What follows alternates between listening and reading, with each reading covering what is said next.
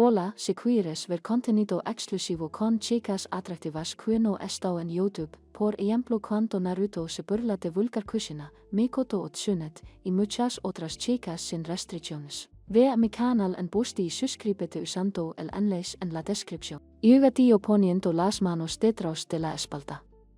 Buena suerte a todos. Haruka sonrió mientras miraba el reloj cuando el segundo llegó al final.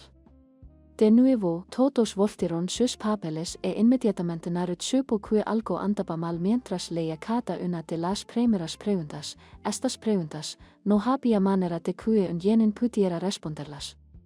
Pero entonces una sonrisa burlona apareció en el rostro de Naruto y miró a Yuga, quien tenía la misma sonrisa. Sensei tramposo. Muy tramposo. Esto parece más un examen de jonin que de genin. En así, lo aprobaré con sobresaliente, pensionar antes de bailar la mirada y comenzar. 35 minutos después, Nar se levantó, alzó su papel, recorrió la fila y se lo entregó a Yuga. Terminado, sensei. Fue fácil. Yuga le dedicó una sonrisa burlona a Naruto. Me alegra oír eso, Narun. Como terminaste temprano, puedes esperar afuera. Los demás llegaron en breve. Con un asentimiento, Nar salió por la puerta con una sonrisa burlona. Camino hacia la nueva zona de entrenamiento que habían instalado después de la demostración de Naruto el primer día, se sentó y cerró los ojos, decidiendo echarse una siesta. El nuevo campo de tiro había sido diseñado especialmente para soportar incluso jutsus de rango lanzados a través de él. La pared curva del extremo opuesto era de hormigón armado de 1,5 metros de espesor con múltiples celos de refuerzo. Su ligera curvatura permitía interceptar cualquier jutsu desviado y dispersar la energía del impacto. El alcance también se había ampliado. Ahora podía acomodar un alcance de 70 pies y los objetivos tenían motores para moverse ligeramente con los estudiantes mayores. Después de otros 20 minutos, el resto de la clase salió y Naruto y Ka se sonrieron entre sí mientras daban las calles de Gana y Shuriken. Muy bien. Ahora, a diferencia de tu primer día aquí, esto no se trata solo de darle al objetivo. Ahora que ya saben dónde están los puntos más importantes del cuerpo, alguien se anima a recitarlos si los recuerda. No hay puntos extra, solo es una pregunta. Haruka preguntó, observando a la clase. Sakura levantó la mano. 8 puntos. Laring, columna vertebral, pulmones, hígado y yugular. Arteria subclavia, riñones y corazón. Naruto terminó por etla, ganándose una mirada fulminante de la Banshee silenciosa. Haruka asintió. Muy bien, ambas. La forma en que se califica esta prueba es la precisión. Elegirán y nombraron sus objetivos antes de lanzar. Pueden elegir entre Kei o Shuriken para sus lanzamientos. Se les calificará según la precisión y la potencia, y si cada disparo es o no letal. Para complicar las cosas, los objetivos estarán a 28 metros y en movimiento. Esto es lo que se necesita para ser un shinobi. Puedes elegir tantos objetivos como quieras. Obviamente, cuantos más elías, mayor será tu puntuación, pero por cada uno que falles, perderás puntos. También se trata de conocer tus propias limitaciones. No sobreestimes tus habilidades. Hacer eso en una misión les costará la vida, dijo Yuga con voz firme. Dicho esto, se apartó y comenzó la parte práctica del examen. Shino eligió 5 objetivos y acertó a los 5. Choi eligió 4 y acertó a los 4. Ka avanzó con confianza, sealando 6 y acertando a los 6. Todo su entrenamiento con Naruto estaba dando sus frutos. Shikamaru, siendo Shikamaru, pidió 4 y consiguió 4. Sei fue el siguiente, pidiendo solo 3 objetivos y acertándolos con facilidad. Naruto se dio cuenta de que se estaba conteniendo, pero no dio nada. A continuación, Hinata estaba anotando 6 de 6. Enola siguió con 6 de 6. Además, Sakura apenas logró sus 3. SASEC, ingredo, pretiosite acertosite gracias a sus horas de entrenamiento y concentración, hasta que finalmente le tocó el turno a Naruto. Al acercarse, levaba la calle de Caneves a su lado y miró a lo largo del campo de tiro. El viento era suave. La temperatura era agradable para la hora del día. No había viento en contra que pudiera afectar su trayectoria. El solo sonrió con suficiencia mientras tomaba la calle, sacaba los cones y los colocaba en el banco frente a él. 8 puntos: laringe, columna vertebral, pulmones, hígado y yugular. Arteria subclavia, riñones y corazón. Naruto gritó, dando algunos boquiabiertos ante lo que decía. Naruto buscaba los 8 puntos en toda la historia de la academia, algo que solo se había logrado 2 veces, una vez Heis 9 años por Itachi, el orgullo del clan Uchiha, de quien se decía que sería el próximo Moa. Pero al final, él fue su perdición cuando los mató a todos, excepto a su hermano pequeño Sasuke, en una sola noche antes de abandonar la aldea. Ahora era clasificado como un ninja nuclear de clases, condenado a morir en el acto. El otro había sido asesinado 5 años antes por Kakashi Hitaki, ahora conocido como Kakashi el Ninja Copia, quien fue capitán de AMPU antes de retirarse a Jonan tras varias misiones exitosas a lo largo de los años. La mayoría lo habría considerado asombroso, pero la realidad de las misiones de emboscada es oscura y sangrienta. Hyuga le había dicho a Naruto que la mayoría de las emboscadas se retiraban después de 5 misiones como máximo o después de 2 años de tareas menores. Kakashi había sobrevivido 10 veces, lo que significaba que llevaba 5 años en emboscadas. Atla respetaba a ese hombre, al igual que Naruto, aunque nunca se habían conocido. Y ahora ahí estaba Naruto intentando ser el tercero en los libros de la academia en obtener los 8 puntos. Deja de intentar actuar con tanta chulería. Idiota, todos sabemos que no puedes vencer a Sasuke, tío Sakura, desesperadamente queriendo gritar, pero con su celo activado, no podía. Por supuesto, tenía algunos partidarios que seguían siendo fans acérrimos de Sasuke, pero la mayoría de la clase simplemente la miraba con desprecio. Durante los 4 años, Naruto había sacado la máxima nota en todo. Era el mayor de la clase, con Sasuke en segundo lugar. Y era un hecho conocido. Pero Sakura se negaba a creerlo, afirmando que hacía trampa de alguna manera todos los días. Y era precisamente ese hecho lo que enfurecía aún más a Sasuke, que ese tonto lo estuviera superando. Ahora miró a Naruto. ¿Estás seguro, Nar? Preguntó solo para obtener un asentimiento de Naruto. Hyuga sonrió con suficiencia. Veamos si puedes hacerlo. Sé que has estado practicando esto por un tiempo, pero veamos si puedes posponerlo. Mirando hacia el objetivo, Naruto tomó aire mientras su objetivo comenzaba a moverse. Agarró sus 3 primeros kanas y lanzó. Tanto los pulmones como el corazón sufrieron fuertes impactos cuando el metal del cone se incrustó en la madera. Sin perder tiempo, Naruto agarró otros 2 kanas y los lanzó con pocos segundos de diferencia. El primero tuvo más fuerza. Literalmente hizo girar al objetivo al impactar en el hígado, mientras que la segunda costilla atravesó la zona del cuello, dejando al descubierto la yugular. Con el objetivo girando, Naruto agarró el resto de sus kanas y los lanzó. El primero hizo que la cabeza se echara hacia atrás al perforar la parte inferior de la laringe. Mientras otros 2 destrozaban los riñones, otros 3 kanas se desviaron, haciendo que Sakura y Sasuke sonrieran, pensando que Naruto había fallado. Pero los 3 kanas rebotaron en la pared trasera antes de golpear al objetivo giratorio, impactando el giro tanto en la parte inferior de la espalda como en la base del cuello, mientras que el tercero atravesó el costado del cuello del objetivo donde se encontraba la arteria subclavia y todo. Antes de que el objetivo tocara el suelo, Na se puso de pie por si alguien no lo había entendido en orden. Ambos pulmones, corazón, hígado, yugular, laringe, riñones y, finalmente, ambas columnas superior e inferior y arteria subclavia. Penetración un objetivo de diagnóstico se desangrará en 50 segundos si no se le da tratamiento. Quedará paralizado del cuello para apoyo y requerirá múltiples cirugías si sobrevive, lo cual es improbable dado que la del corazón lo habría matado y se habría ahogado con la sangre fluyendo hacia sus pulmones o los venenos. La infección de su hígado se estaba extendiendo a sus otros órganos. Diagnóstico definitivo. No hay ninguna posibilidad de que se recupere. När terminó con una sonrisa burlona.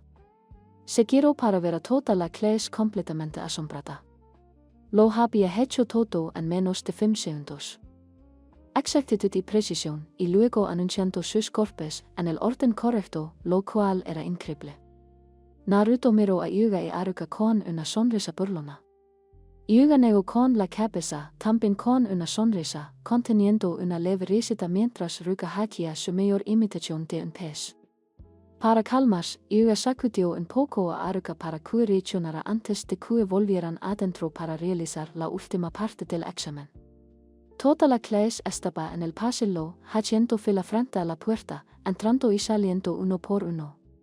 Nar, Ka y Shikamaru se aburrieron esperando, pero por suerte Nar había traído una baraja de cartas y estaban jugando por una variedad de cosas, kana, shuriken, bombas de humo y demás.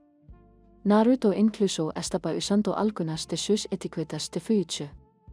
Podía hacer más cuando quisiera, y los tres siguieron jugando mientras esperaban. Le tocaba el turno a Naruto. Sasuke acababa de entrar en la habitación. Pero un par de segundos después, se oyó un fuerte rugido de fuego y un calor intenso desde dentro. Sin embargo, se apagó rápidamente, lo que despertó la curiosidad de Naruto. Finalmente, le tocó el turno a Naruto y entró en la habitación justo después de que Sasuke saliera con la diadema en la mano y una sonrisa burlona. Vence a ese perdedor, dio con una sonrisa arrogante. Entró y tanto Hyuga como Haruka le sonrieron mientras se paraba frente a ellos. Solo por curiosidad, preguntó Naruto mientras Hyuga fruncía el ceño. Ejecutó un casi hakushu de bajo nivel, pero parecía que lo había acotado. Tuvo que tomar una píldora de chakra justo después para no desmayarse, dio Hyuga con el ceño fruncido. Naruto apretó el puño. Ese bastardo. Ese era un yutu del clan. Oh, voy a armar un escándalo por esto, pensó Nar antes de asentir con una ligera expresión de enfado en su rostro. Ya veo. Bueno, continuemos. Me ocuparé de eso al final. Hyuga asintió. Bien, Naruto, tienes que realizar el jutsu estándar de la academia, Henk, Gowarime y Bunshin. Se otorgarán puntos extra por la atención al detalle en el secuas, la distancia de sustitución y la cantidad de clones que puedas crear. Comienza cuando estés listo. Nar asintió antes de convertirse en humo, solo para ser reemplazado por un secuas Haruka perfecto. Haruka se levantó, examinó al secuas y vio que Nar lo había hecho todo a la perfección. La cantidad de vendas alrededor de su pierna que sujetaban su funda de carne, incluso el color correcto de los calcetines y la joya que guardaba en su bota. Era un henki perfecto. Muy bien, Naruto. Matrícula de honor, dio Haruka, complacido con el trabajo de Naruto. Pero lo que sucedió después fue una sorpresa. El henki le dio una palmada en la espalda a Haruka cuando se levantaba de la inspección. Era sólido, no una ilusión. Y lo que realmente lo sorprendió fue lo que escuchó. Gracias, Haruka-sensei. Naruto habló imitando exactamente a Haruka. Era una copia perfecta. Naruto, ¿cómo lo hiciste? Ruka comenzó a hablar, pero se detuvo cuando Naruto disipó el henki con una sonrisa burlona. Ese sería mi propio jutsu. Se le ha lamado el henki perfecto. Tiene que ver con mi densidad de chakra. Lo que es que mis genes sean sólidos y luego chakra extra a las cuerdas vocales para cambiar la voz ligeramente. Sospechamos que es por mi inquilino. Naruto dio haciendo que lo mirara con los ojos muy abiertos. Nar, ¿sabes sobre el celo? Ruka preguntó sorprendida. Nar asintió. Desde el principio de la academia y no te preocupes, hokek ki sabe que fui el quien me lo dio y Yuga sensei estaba presente cuando lo hizo. Después de eso, pasaron muchas cosas y atla y otra persona, cuyo nombre no puedo mencionar porque la misión sigue en curso, comenzaron a entrenar, como ya sabes. Ah, bueno. Mejor volver al examen y luego a la sustitución. Arrogatío, dejando de lado el hecho de que no había sabido el supuesto secreto durante todo el tiempo que estuvo en la academia. Nar ascendió antes de desaparecer en una nube de humo, reemplazando su cuerpo con el maniquí de práctica que había destruido brutalmente, en el campo de tiro, ubicado a unos 45 metros de distancia y 2 pisos más abajo. Ambos senseis le otorgaron la máxima puntuación con gran creatividad. Tras unos instantes, Naruto regresó a la habitación y el maniquí fue retirado. Muy bien, clones de Naruto, intenten mantener la cifra en 2 dígitos bajos. No hace falta llenar el edificio, dijo Yuga con una leve sonrisa. Aruka la miró confundida, pero entonces lo comprendió cuando hizo el gesto de las manos cruzadas y luego explotó en humo, revelando todas las siglas y los escritorios detrás de atla llenos de clones. Y no cualquier clones de sombra sólidos. Aruka parpadeó, se frotó los ojos y volvió a parpadear antes de suspirar. Debería haberlo visto venir. Muy bien, Nar, ahora un jutsu de tu elección para puntos extra. No es que lo necesites. Aruka sonrió con suficiencia. Nar reflexionó un segundo. Podemos hacer esto en el patio. Quiero lucirme y hacerlo aquí dentro, probablemente volaría el edificio. Nar razonó mientras sus clones se disipaban. Aruka suspiró y Yuga rió. Claro, ¿por qué no? Dijo Aruka antes de tirar la diadema. Mejor llévatela, ya has sacado la máxima nota en este examen y has dejado a todos los demás de la clase como unos inútiles. ¿Cómo dio que el primer día de clase? Naruto sonrió. Genial. Nos vemos Atli. Solo necesito avisarle aquí, dijo Naruto antes de desaparecer en una joya. Cambio de escena de Shanshin. Yuga y Aruka salieron al patio a esperar a que llegara Naruto.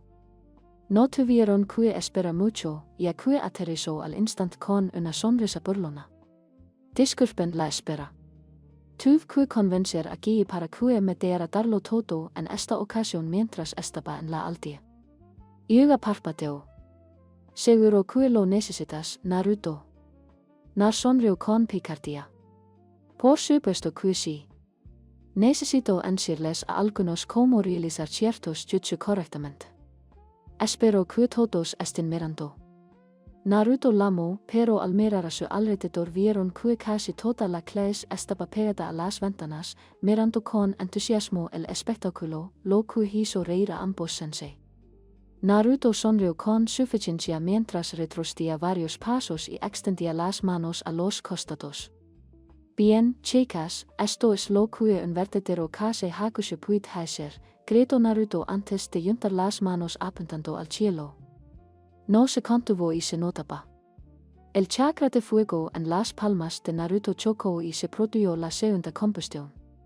El rugido de la llama los protegió a todos.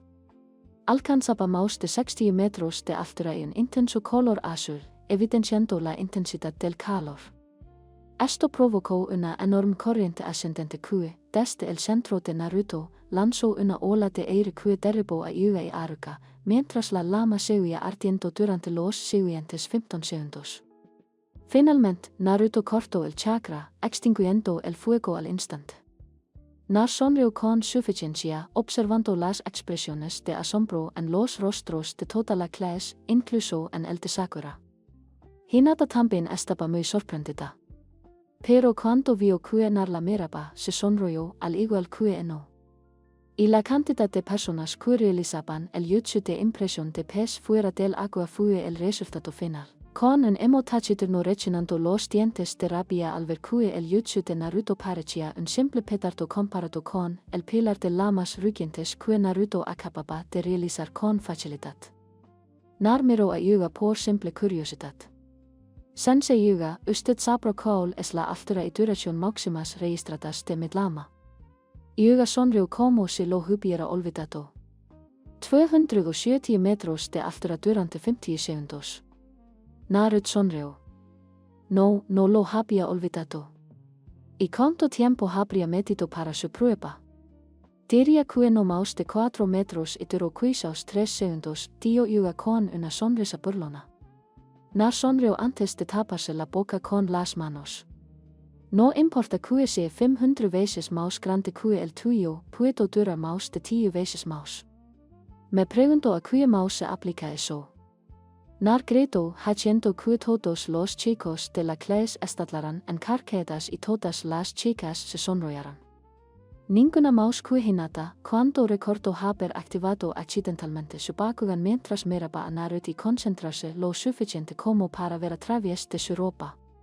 Se había desmayado, pareciendo un tomate hervido, con la cantidad de vapor que salía de sus orejas mientras su cabeza daba vueltas con pensamientos extraños y murmuraba incoherencias una y otra vez. No había podido dormir sin suyos húmedos durante 2 meses después de aquel incidente, y aún los tenía cada pocas semanas, recordando los hoyos de Naruto mientras intentaba desesperadamente no lamerse los labios al pensarlo. Suspiró. Mug, el alumno más aguerrido de la clase, temblaba al ver la escena desde atrás, y el chico, normalmente impasible, solo pensaba una cosa: hay que informar a Danzo-sama. El objetivo es más fuerte de lo que esperábamos. Puede que no sea posible capturarlo. Tras sacar a Aruka de su asombro, los 3 volvieron adentro para ver los resultados. Nar entró delante de sus 2 sensei y se sentó junto a Ka, quien bromó. Eso fue divertidísimo, tío. Ka soltó una carcajada mientras le daba una palmada en la espalda a Naruto, que tenía una enorme sonrisa en el rostro. Yuga y Aruka entraron momentos después con portapapeles que contenían los resultados de cada etapa del examen. Aruka comenzó a nombrar a los que habían aprobado. Mientras Yuga repartía las cintas para la cabeza, Naruto tomó la suya y, con la tela teida de negro y rollo que había traído, comenzó a colocarle la placa metálica. Luego tomó un cane y grabó el cañe de cuchillos en la esquina inferior del símbolo de la joya para finalmente atársela con orgullo a la cabeza. Después de que Aruka terminó de anunciar los pases, sonrió con suficiencia. Ahora llega el momento que todos esperaban, aunque no es ninguna sorpresa, los resultados del novato del AO. Y esto va como si hubiera habido competencia. Naruto Uzumaki queda en segundo lugar, con Sasuke Uchiha en tercer lugar, y la kunoichi del AO es para Hinata Hyuga, con Sakura Haruno muy cerca en segundo lugar. Hubo victorias por parte de la NFT, incluso algunas de las chicas de Sasuke victorieron, sin esperar nada diferente después de esa demostración. Ka, Shikamaru, Shino y Shoye estaban alrededor felicitando a Naruto, mientras que no felicitaba a Hinata. Ambos conocían los sentimientos del otro por Naruto y ambos habían usado la competencia entre ellos para superarse después de que Naruto diera abiertamente en clase un día que detestaba a las fans y respetaba a las kunoichi fuertes. Ambas chicas habían intensificado su entrenamiento y sabían que la única razón por la que Sakura había quedado en segundo lugar era por su frente prominente, que le permitía memorizar todas las fechas y demás información del examen. Además, debido a su alto porcentaje en el examen general, que confundía muchísimo a la mayoría, la inteligencia académica no te salvará si eres frágil y débil. Bueno, la mayor parte del tiempo ambas chicas habían ido con sus padres para recibir entrenamiento adicional. Cuando les preguntaron por qué, ambas dieron la misma respuesta que Naruto había dado sobre por qué respetaba a las kunoichi fuertes, porque pueden proteger a quienes aman. Las celebraciones se vieron interrumpidas cuando Sakura logró concentrar todo su chakra, que no era mucho, en romper el celo, liberando así su voz de Banshee. De ninguna manera. Esa rubia vaca es mayor que Sasuke. Ni de broma esa vaca hizo trampa. El chillido fue tan fuerte que los cristales de las ventanas se hicieron ecos y todos se taparon los oídos hasta que cesó, hasta que toda la clase gritó, excepto Sasuke, tollet, banshi chillona, mono chillon. Incluso arugase unio mientras se aplicaba un uso curativo en los oídos para reparar los nervios dañados por el ataque vocal. Sasek simplemente creo ante la escena como diciendo, me importa un título. Es su título sin valor. Es tan inútil como ese clan extinto tuyo. Genial, sonrió Sasek. Naruto apretó los puños contenidos para no atacar y estampar al emo contra el suelo. Cagro ante el insulto. Sabía lo mucho que significaba para él el clan de la madre de Naruto. Y ese bastardo que lo despreciaba estaba a punto de recibir una buena paliza. Y afuera Naruto quien se la diera o quien la obligara, la recibiría. Todos los demás en la clase lo miraron con furia, excepto Sakura. Incluso las otras fans de Sasuke lo fulminaron con la mirada, pues los pocos sentimientos que sentían por él habían desaparecido.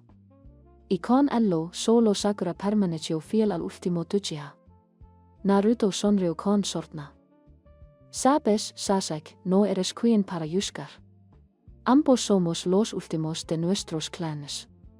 Al menos el mío terminó a lo grande, aniquilando a 8000 shinobi enemigos mientras protegía a los civiles de su aldea en una sangrienta batalla de 3 días. Recuerden cómo terminó el tuyo. Ah, es cierto. Aniquilado silenciosamente en una sola noche por un solo hombre sin emitir ni un solo sonido, como el de una mosca que pasa. Naruto dio con una sonrisa mientras todos los demás estaban encarqueados. Sasuke, por otro lado, no estaba tan impresionado y se abalanzó inmediatamente sobre Naruto. Nadie insultó al bastardo Uchiha y se lanzó contra Naruto con un cane que Naruto bloqueó levantando su bacán antes de propinarle una patada en el plexo solar que lo mandó escaleras abajo y Naruto se puso de pie. Tú lanzaste el primer insulto, yo solo estaba devolviendo el gesto, pero si de verdad quieres pelear, con gusto te daré uno. Incluso pondré en juego mi título de novato del año, ya que técnicamente el último día aún no ha terminado. Nar declaró mientras apuntaba su bacán al príncipe emocionado. Estás drogado. Te mostraré tu estupidez al insultar al Uchi. Sasuke escupió mientras Sakura se desmayaba por él. Toda la clase se levó las manos a la cara. La chica rosa era tan inútil como el emo y Haruka negó con la cabeza. Muy bien, acabemos con esto. Todos al campo para este partido por el premio al novato del año, dio, silando la puerta. Todos salieron, pero nadie se percató del clon de sombra que Naruto había creado, que se quedó atrás antes de que Shun se teletransportara a la oficina del Hoich para informarle de lo que estaba sucediendo. Cambio de escena, todos comenzaron a salir por las puertas hacia el patio principal. Y, como era de esperar, los padres de la mayoría de los estudiantes estaban allí. Incluso Hiashi había aparecido para ver a Hinata. Después de que Hinata comenzara a entrenar más, dio de contenerse en sus combates y derrotaba a todos en el menor tiempo posible para no lastimar demasiado a sus oponentes. Aún conservaba un buen corazón, pero una apariencia fuerte de la que Hiashi no podía estar más orgulloso. Había logrado convencer a los ancianos Hyuga de que esperaran hasta la graduación de Hanab, dentro de 4 años, para darle su aprobación. Como Hinata era la heredera al liderazgo del clan, lo único que podía hacer era ganar tiempo para encontrar la manera de salvarla del destino que había corrido su hermano, marcado por ese celo, y de la forma en que su sobrino había sido marcado en el cuarto cumpleaños de Hinata. Si Sashi hubiera estado allí, lo habría impedido, pero luego demasiado tarde y el celo era permanente hasta la muerte. No había forma de eliminarlo. Anoche también había aparecido por no. Se había alegrado mucho cuando atlateo de adularlo. Nunca le había caído bien.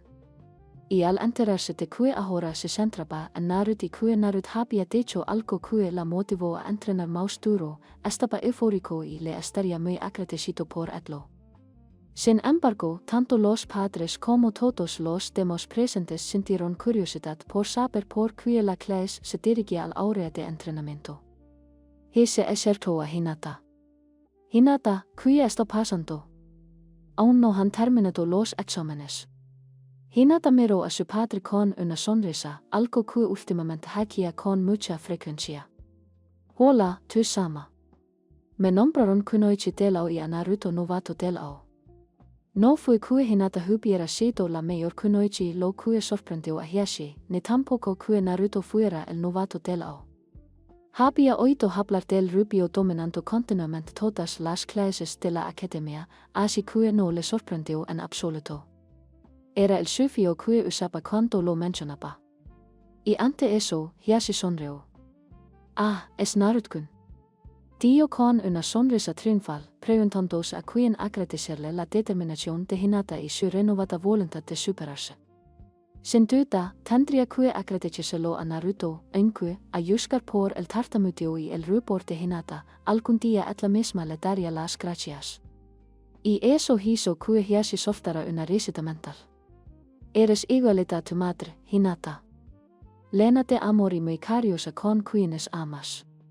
Y si te pares en algo a ella y a las demás damas hayuga en la cama. Naruto va a tener las manos llenas algún día.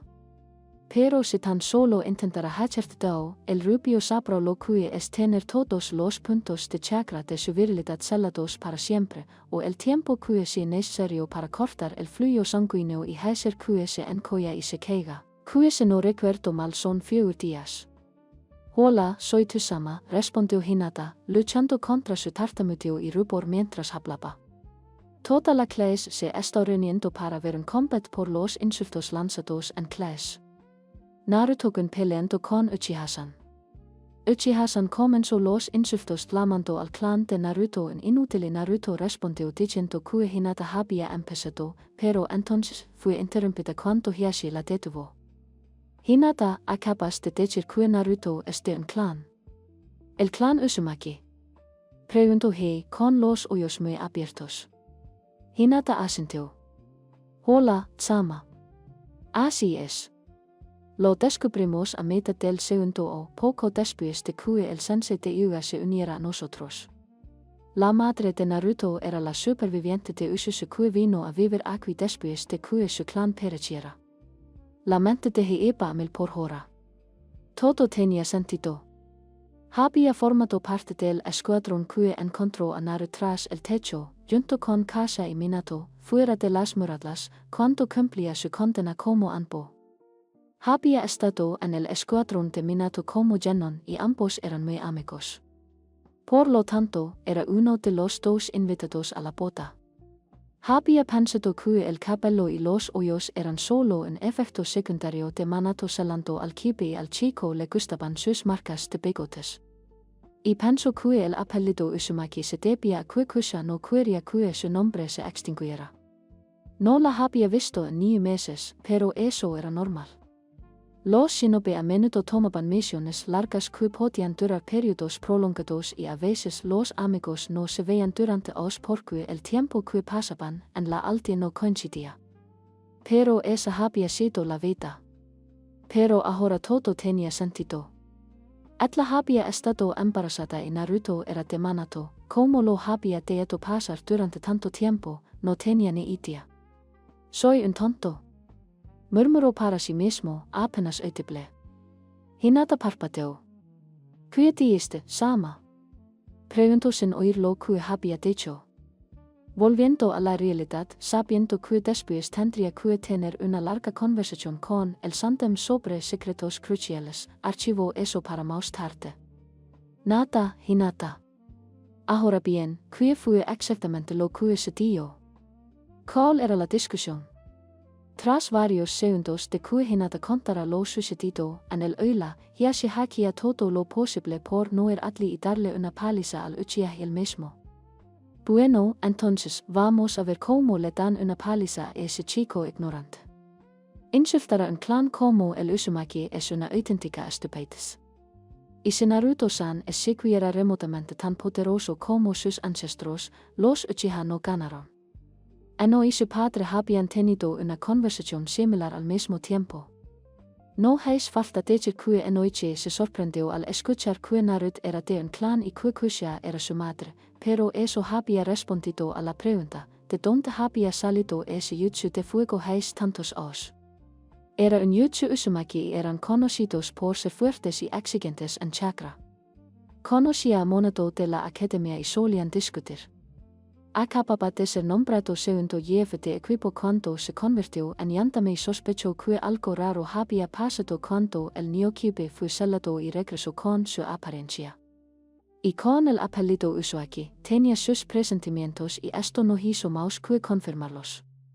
Y ahora, como era de esperar, ambos padres tramaban mentalmente cómo concertar contratos matrimoniales para sus hijas y Naruto. Mientras los grupos se reunían alrededor del suelo y Naruto y Sasuke salían a la arena de combate, Shumi y Hana hicieron acto de presencia. Ambas se preguntaban a qué venía tanto alboroto cuando vieron que se trataba de nar contra Sasuke y sonrieron con sorna al acercarse acá. Entonces, ¿qué hizo el pomposo Brad esta vez para ganarse una paliza? ¿Y qué fue de Naruto lanzando ese jutsu de fuego antes? Asustó a la meta de los perros en la perrera sin barrera cuando sintieron el pico de chakra. Shum preguntó cruzando los brazos. Miró a su madre. Mientras el yutu era naruteando a Sasuke en una gran manera después de que el bastardo ladrón había intentado realizar su propia versión pobre y cabrita de él. Lo que cabró mucho a Nar, siendo uno de los jutsu de su clan y todo. Los ojos de Sun se abrieron de par en par al oír eso, agarró a por los hombros y se giró hacia él, mirándolo con furia. ¿Qué quieres decir con el clan de Naruto? El último Uzumaki murió en el ataque del Kibe. Además, ¿acaso no eran todos los Uzumaki peligrosos? Miró a su madre, que normalmente era así de insistente con estas cosas, y eso lo asustó un poco. Sí. Eso mismo tío Naruto. Pero tío que heredó el pelo y los ojos de su padre. Su madre fue la única superviviente de Ususu. Los ojos de Kushina Uzumaki-sun se abrieron desmesuradamente al oír eso, y miró a Naruto. Esto vivo, tío, con una expresión como si hubiera visto un fantasma antes de taparse la boca mientras sus ojos se llenaban de lágrimas, con una mirada que parecía querer matar a alguien. Estaba preocupada ahora, Kazan. ¿Qué pasa? ¿Qué te tiene tan alterada? Sumit apartó la mano de su boca mientras apretaba los puños. Kasa era una de mis amigas más queridas. El clan Uzumaki y el Inuzuka se tenían en alta estima, ya que ambos compartíamos el mismo lema, lealtad y la familia por encima de todo. Existía un vínculo entre nuestros clanes que se remontaba a generaciones atrás, cuando los Uzumaki fueron prácticamente aniquilados en la Segunda Guerra Shinobi. Todo el clan Inuzuka celebró la ceremonia matutina en su honor. Me hice muy amiga de cosa en las semanas siguientes, e incluso después, cuando ambas estábamos embarazadas de nuevo casi al mismo tiempo. Nachiste primero y casa aún estaba embarazada, pero me enteré de que ella y el bebé habían muerto. Lloré durante días por la pérdida de mi amiga y su hijo. Kusha me había pedido que fuera la madrina de su hijo y yo le había pedido que fuera la tuya. Antes de todo esto, dio sume mientras comenzaba a temblar lentamente de rabia. Le crecieron los colmillos y las garras. Voy a asesinar a esos bastardos en la próxima reunión. Gritó con rabia. Los ojos de Ka se abrieron de par en par al oír que no sabía que los Uzumaki y los Inuzuka eran tan cercanos. Nunca le había contado a nadie más sobre el clan de Naruto. Principalmente porque cuando le preguntó a Naruto más al respecto, le dijo que se lo guardara para sí mismo, que si el consejo descubría que sabía sobre los Uzumaki y que era hijo de Kusha, surgirían preguntas que él y los demás aún no estaban preparados para responder. Los ojos de Hana se abrieron de par en par al escuchar que tenía algunos recuerdos de Kusha cuando era niña. Y también había logrado al saber que Kusha y su hijo habían muerto en el ataque. Con las emociones a flor de piel, los tres en Izuka solo pudieron hacer una cosa, gritar, darle una paliza. Naruto. Capítulo 9. Naruto sonrió con suficiencia al oír los gritos de la familia Kba. Y no pudo evitar gritar mentalmente, ¿lo tienes? Apreto los púos y sus nútilos creyeron al girar los hombros, flexionando los músculos. Iba a esforzarse de verdad en esta pelea. Era su momento de demostrar a todos de lo que era capaz. Y Sasek sería el afortunado saco de boxeo con el que haría la demostración. Nar sonrió con sorna mientras entraba al aula de entrenamiento y sintió que los recuerdos de su sombra aferrada a él volvían a él. Un segundo después, el Santam llegó al costado del ring con dos de sus hijos. Uno llevaba una máscara de yabali blanca con una sola raya roja que le atravesaba el hoyo izquierdo, y el otro una máscara blanca ardiente con una raya amarilla que iba desde la parte inferior hasta justo debajo del hoyo derecho. Al ver aparecer la tercera sombra de fuego en un remolino de joyas, todos inclinaron la cabeza en señal de respeto, como era costumbre, excepto el último Uchiha, que solo gruó. Aquino levantó la mano, indicando a todos que volvieran a la normalidad. Tranquilos todos. Solo vine a ver el combate. Entiendo que se dieron ciertas cosas que podrían dar un mal sabor de boca a algunos.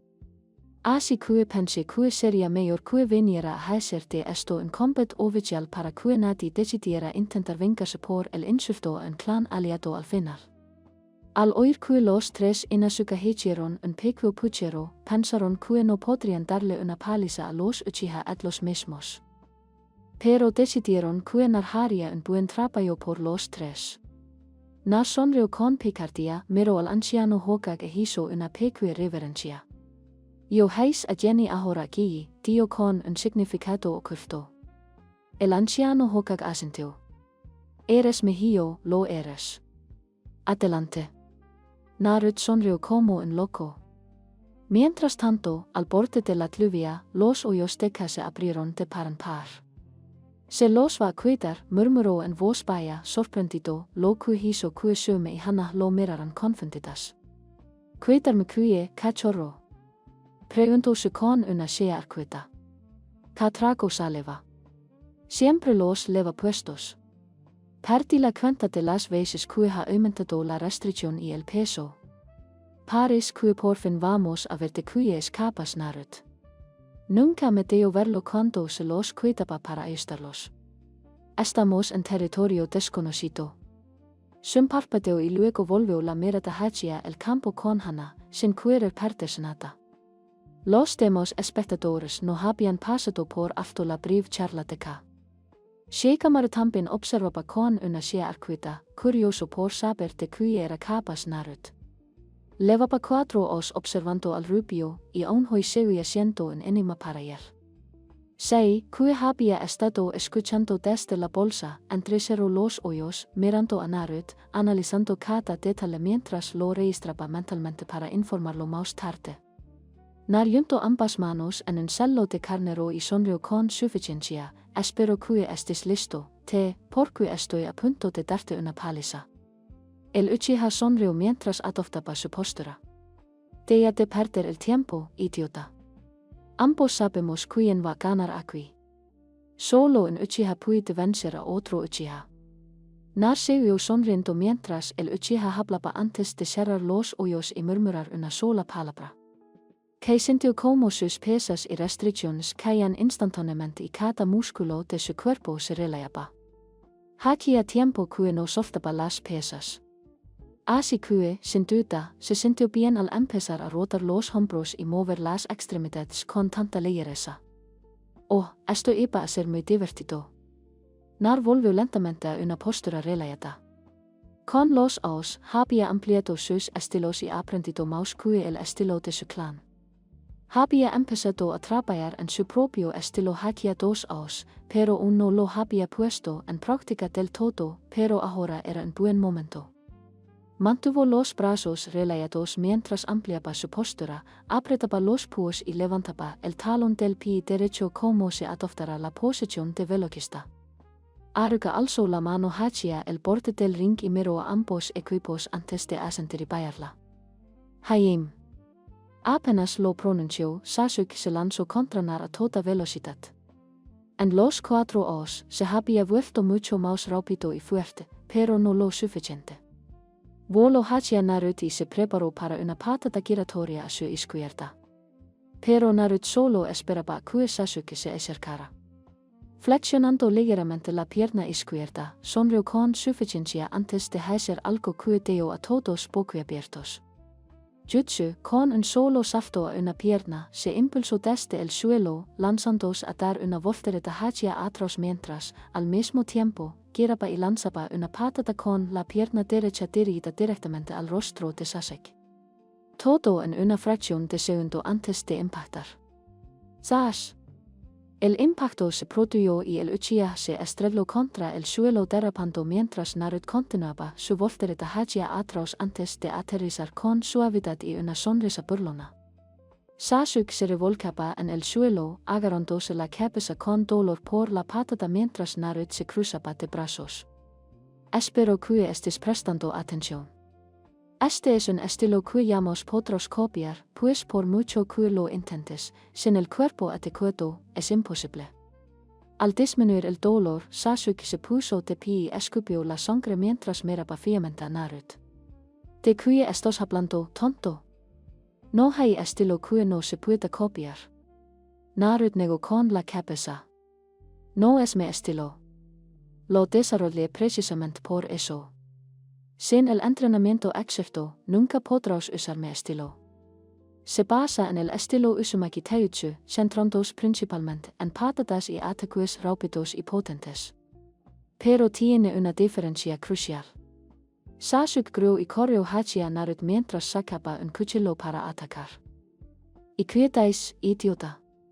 Naruto sonrió mientras Sasuke se acercaba, y giró ligeramente el cuerpo antes de hablar.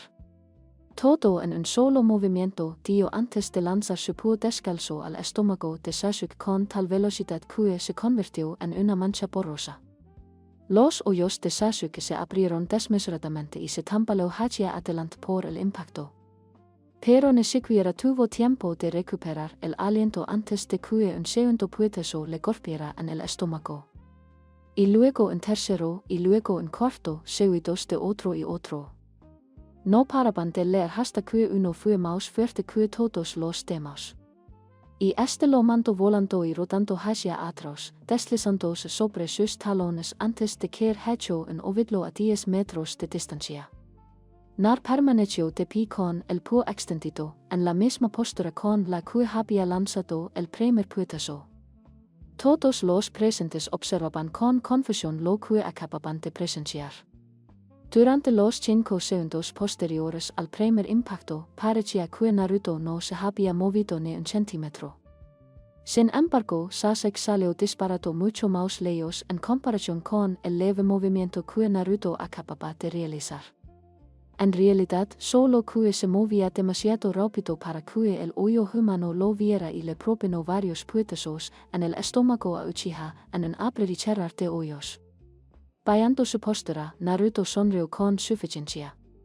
Pasé los últimos 2 años desarrollando mi estilo y fortaleciendo mi cuerpo de tal manera que maximizara su fuerza. Cada día usaba pesas que me impedían moverme y luego lo hacía más difícil con celos restrictivos que aumentaban la presión.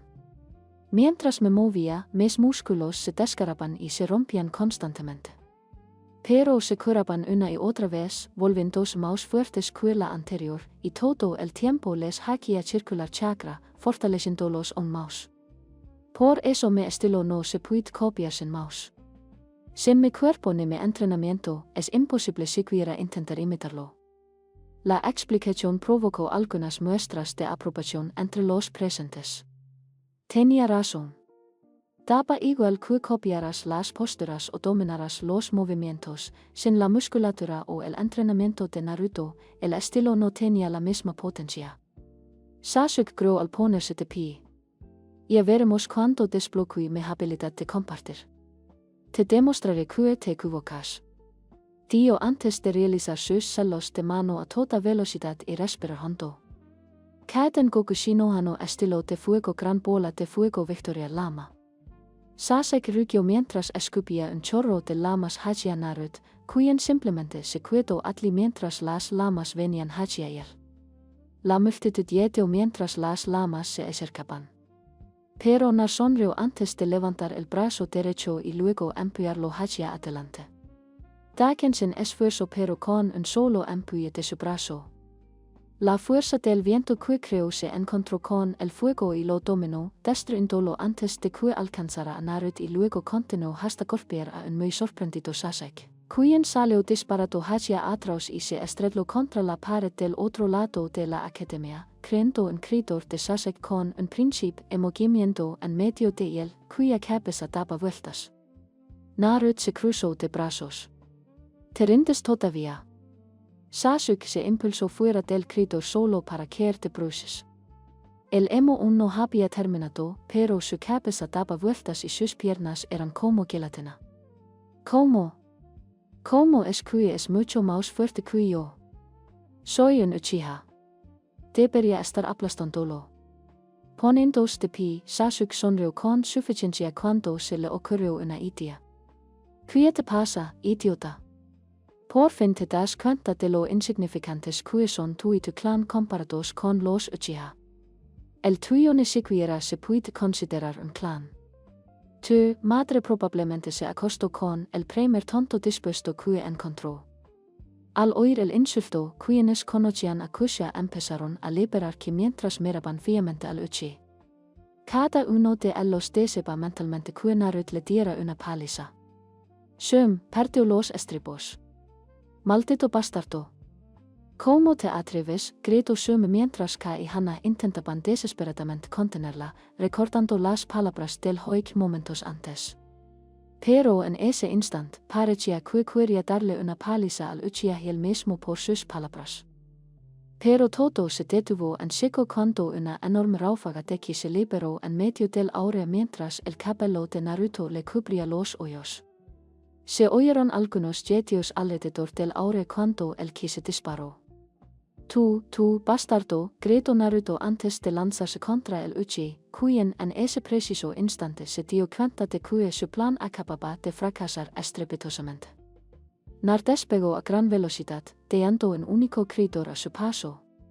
Al lanzarse fue tan rápido que nadie tuvo tiempo de reaccionar antes de que un púo descalzo impactara en la mandíbula de Sasuke y lo enviara por los aires, lanzándolo a 9 metros de altura.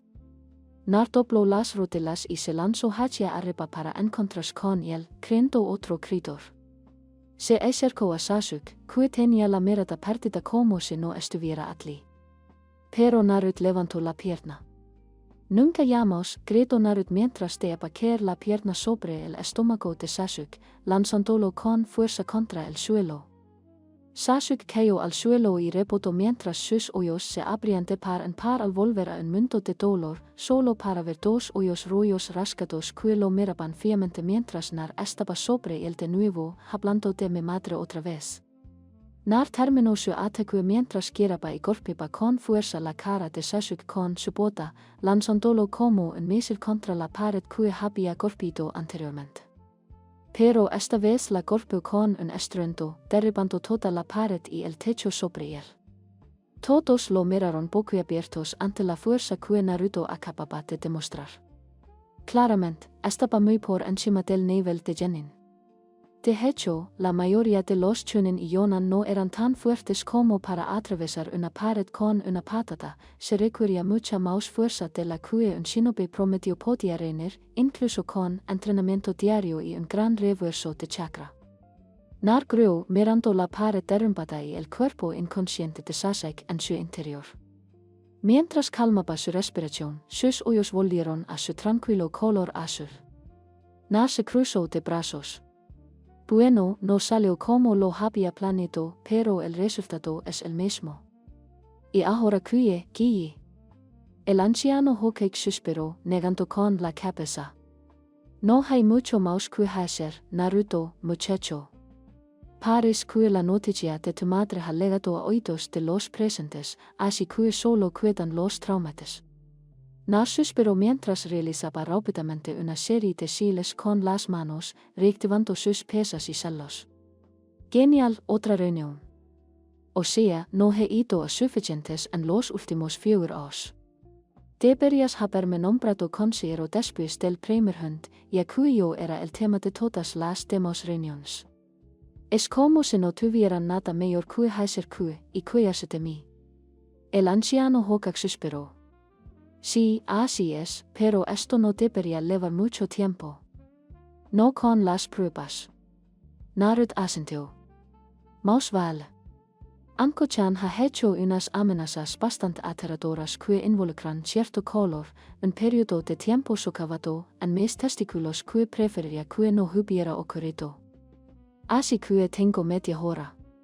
Empecemos ya. Naruto habló antes de darse la vuelta y dirigirse a la sala del consejo. Hubo diversas regiones en el campo de entrenamiento. Hinata y Eno se sonrojaron intensamente al escuchar las palabras de Naruto.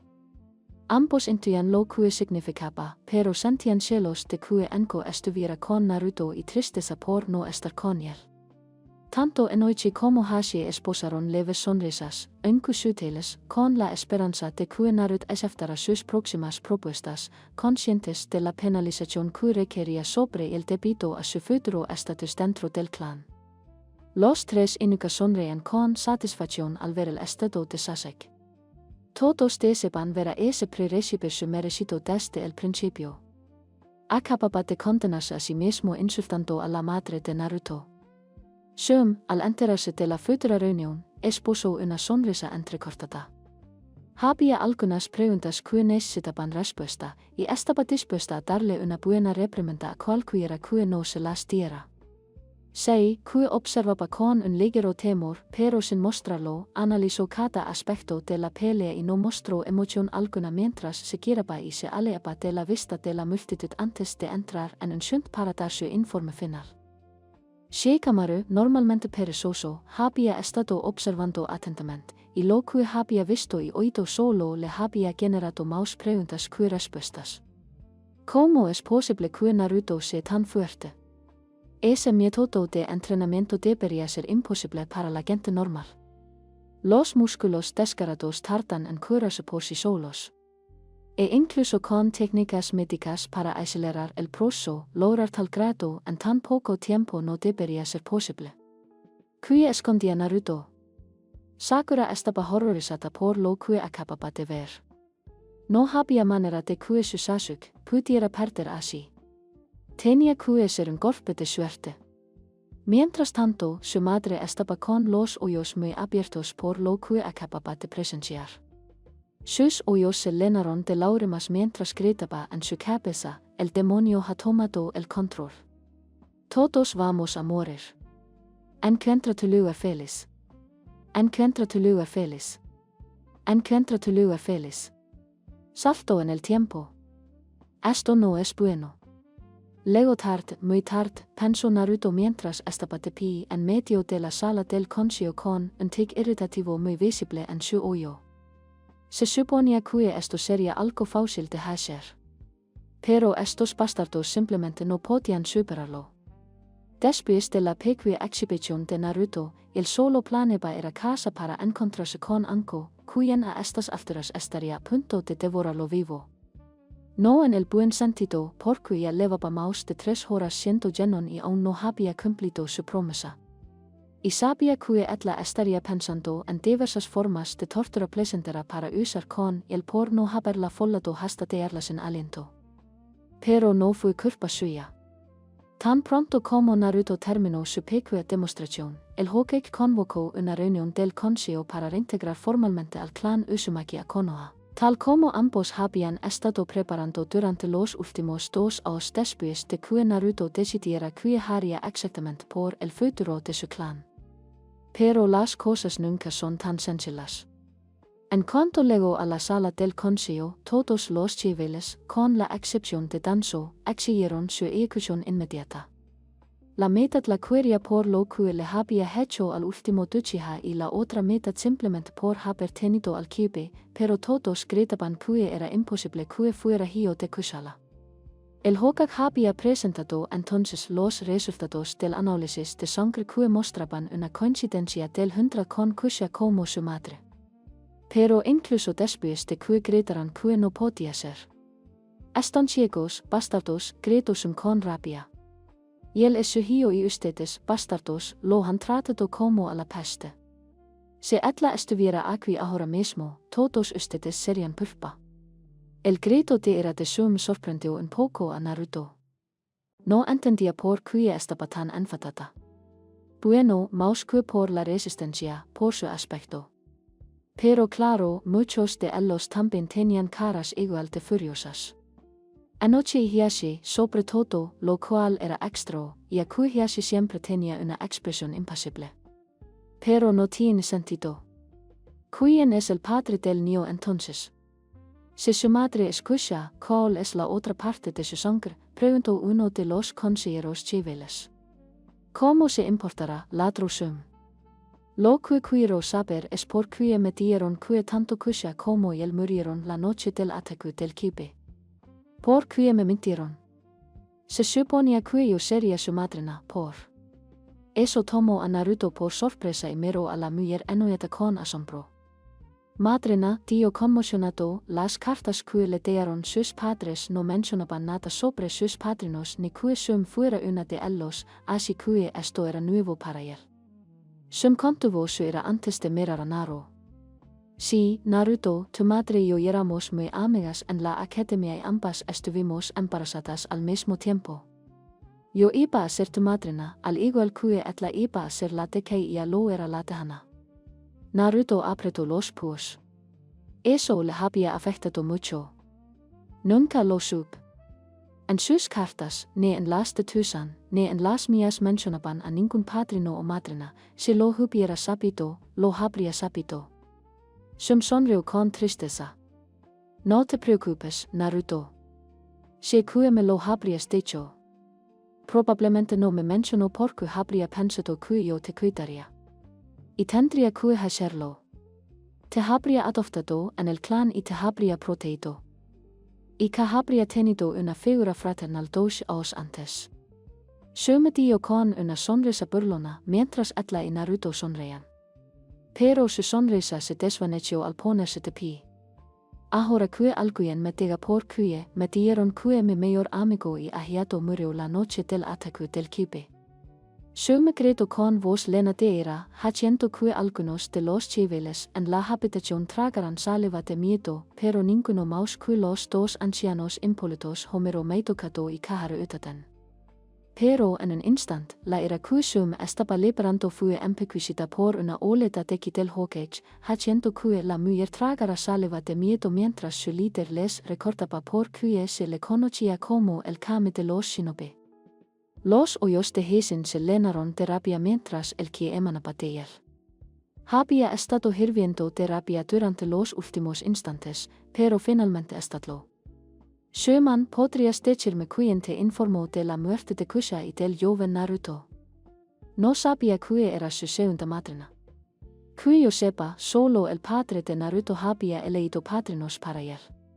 Pero oír que le han dicho a la gente que murió es muy preocupante, y me gustaría saber por qué dio el Hokage en voz baja sin der entrever su enfado. Los ojos de Sun se abrieron de par en par al oír eso. Si el secreto no se había empezado por orden del Hokage, entonces tenía que haber sido alguien quien lo decidió por su cuenta. Eso solo pudo haber sido lo que le contó sobre las muertes. En ese instante, Shumsky igualó el de la Hokage y se puso de pie y siló con un dedo con garras al otro lado de la habitación. Fue esa vía arrugada de Atli quien me lo contó. Gró con ira. Era Kaharu Utaten, la segunda mitad de la anciana Sum lo sílaba, y todas las miradas estaban puestas en la anciana en ese segundo, pero la mujer ni siquiera se inmutó. Kaharu, expliquet. El Hokage ordenó su tono, exigente mientras inundaba su ki. La anciana se mantuvo firme mientras le hacían preguntas. No había sido shinobi durante 50 años en vano. Se puso de pie antes de responder. No me arrepiento de mis acciones, ni las niego. Sí, le di a Sum que esa cosa murió esa noche porque no es hijo de Kusha. La anciana escupió con asco. Lo que tenemos delante es un demonio con forma humana. Yamos puede ser hijo de Kusha. La bestia mató a Kusha y aliándome y se apoderó del cuerpo de su hijo. Esa cosa es un demonio y debio haber sido destruida, en el momento en que te encontramos, en lugar de ser criada como ciudadana de esta aldea. En ese instant, varias miradas furiosas se dirigieron a la anciana por lo que había hecho. Pero cuando terminó de hablar, todas palidecieron, incluso las miradas de los rubios, en el centro de la habitación, al liberarse su ki. Maldita sea, gritó Naruto con furia absoluta. Sus ojos, de un azul severo intenso, se tornaron rojos como el carmesí, y sus pupilas se convirtieron en rendidas. Sus caninos se alargaron, las marcas de sus bigotes se hicieron más pronunciadas. Su cabello creció un poco y se volvió más salvaje, y sus ojos se convirtieron en garras. Tú, gruñar. No puedes ver más allá de tu odio mal dirigido. Y ver lo que está justo delante de ti gritó un segundo, solo para desaparecer al siguiente, solo para reaparecer al lado de la sala del consejo, sosteniendo la vía corona por su garganta. Es por tu culpa. Me negas todo. Un hogar, una familia. ¿Tienes idea de lo que me cuidaste? Gritó con la mano llena de garras, lista para arrancarle la garganta, aunque ella un logro hablar. ¿Y qué? No fue nada comparado con las vidas de los altinos que les cuidaste esa noche, demonio Shiso, solo para enfurecerlo un más. ¿Por qué no te cuidaste en el infierno, donde perteneces? När lego al límite en ese momento. Acababa de estallar. Que iba a hacer falta para que estos se dieran cuenta de que él no era el Kyuubi. När sama, por favor, hablar con ellos. Tal vez pueda hacerles entrar en razón. Aken habló desde su país mental. De acuerdo, Aken-chan, pero creo que primero hay que decir algunas verdades. Naruto reflexionó mientras de caer al consejero, y que tenía 3 guardias ambu a su alrededor, todos con sus niñas desenfundados. Listos para acabar con Naruto por órdenes. Pero apenas el consejero fue soltado, los 3 ambu encontraron todas sus espadas ninja cortadas por la mitad y tiradas en el suelo, y el rubio había desaparecido, solo para reaparecer de nuevo en el centro de la habitación. Sus ojos volvieron a su azul normal. Luego miró al Hokage-sama. Quisiera pedir que se contara la verdad sobre lo que sucedió esa noche y que se revelaran los hechos sobre el Kyuubi. Esto sorprendió a algunos de los presentes. Para empezar, el hecho de que Naruto supiera que el Kyuubi estaba dentro de él y que el Hokage lo supiera y nunca se lo hubiera dicho. Aquí no miró a Naruto con ojos tristes. Podía percibir la tristeza y el dolor en la voz del rubio. Podría haber tenido una familia, gente que lo quisiera, pero esos tontos se lo habían arrebatado todo. Sí, Nar. Creo que es hora de que se sepa la verdad sobre el Kyuubi, para que tal vez pueda sanear este asunto de una vez por todas. Nar cayó de rodillas y luego cruzó las piernas mientras se sentaba. Esta iba a ser una charla larguísima y le esperaba un infierno placentero cuando todo terminara. Cortesía de Anko, cambio de escena, tiempo presente. La sala del consejo permaneció en silencio mientras el Hokage terminaba de explicar las verdades del Kyuubi, cómo había estado en la aldea durante horas antes del ataque y cómo fue celado dentro de Migo Uzumaki y luego de Kusha Uzumaki, ambos considerados secretos de rangos. Y por si fuera poco, un asaltante enmascarado con poderes de compartir atacó a Kusha la noche de su parto para arrebatarle el Kyuubi y controlarlo con dichos poderes para atacar la aldea. Y fue el mismo hombre que asesinó a la devanta Boku Seruto, esposa del actual tercer Hokage, mientras asistía en el parto. Y que el yantame había estado allí para reforzar el celo durante el parto. Así, el Kyuubi no se liberaría. Todavía no querían revelar que era el padre de Naruto. Nar se puso de pie. ¿Lo ves? El Kyuubi ha estado dentro de las murallas de la aldea desde el principio. Nunca quiso luchar ni destruir nada. Como siempre, se sacaron conclusiones precipitadas sin tener todos los datos. Nar declaró que su era estaba bajo control. Apretando los puos, hiasi contuvo su rabia por el dolor que le habían causado al hijo de su mejor amigo. Se lo hubiera sabido, él también habría presionado para que Narut fuera adoptado, sin importarle los ancianos. Pero ahora, escuchar que el ataque nunca fue culpa de Cuba, y escuchar que incluso esa culpa había sido injustificada, lo entendía. Pero se escapó para obtener más información. Hocaxama, puedo preguntarle cómo obtuvo esta información y cómo sabemos que es viable. Podría ser solo especulación. No es que lo dude. Simplemente deseo saber su origen y si es fiable. El anciano Hokage suspiró y miró a Naruto, quien asintió y se puso de pie. Hace 4 años, el día antes de empezar en la academia, fue cuando contacté por primera vez con el equipo a través del celo. Esto tuvo resultados muy dispares.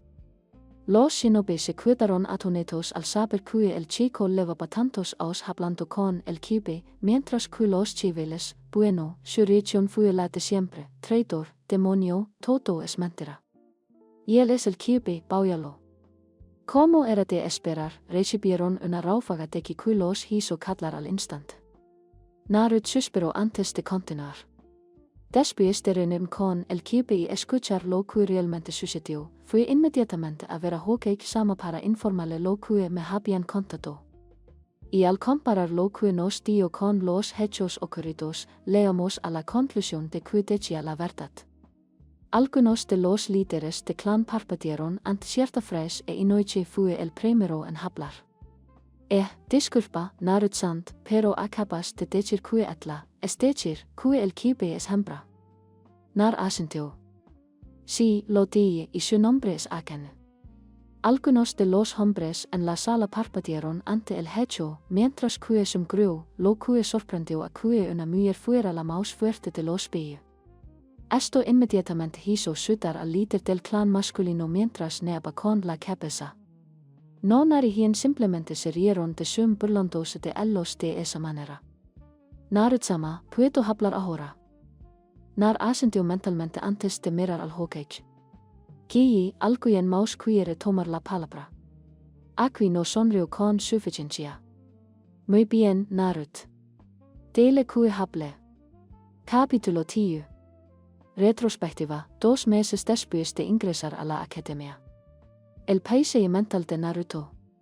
Naruto se encontraba en los exuberantes campos verdes y el bosque que ahora conformaban su paisaje mental. Le había tomado algunas semanas, pero había creado una vasta extensión de bosque y pradera de 700 millas cuadradas para que Kane la disfrutara a sus anchas.